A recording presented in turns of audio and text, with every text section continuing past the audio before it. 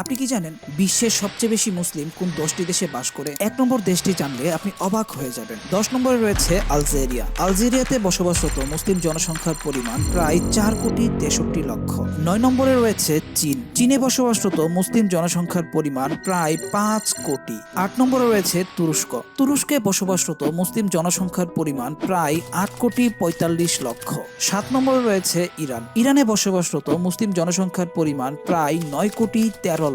6 নম্বরে রয়েছে মিশর। মিশরে বসবাসরত মুসলিম জনসংখ্যার পরিমাণ প্রায় 11 কোটি। 5 নম্বরে রয়েছে নাইজেরিয়া। নাইজেরিয়াতে বসবাসরত মুসলিম জনসংখ্যার পরিমাণ প্রায় 11,40,00,000। 1 থেকে 4 নম্বর দেশগুলো জানার আগে আপনি মুসলিম হয়ে থাকলে চ্যানেলটি সাবস্ক্রাইব করুন। 4 নম্বরে রয়েছে বাংলাদেশ।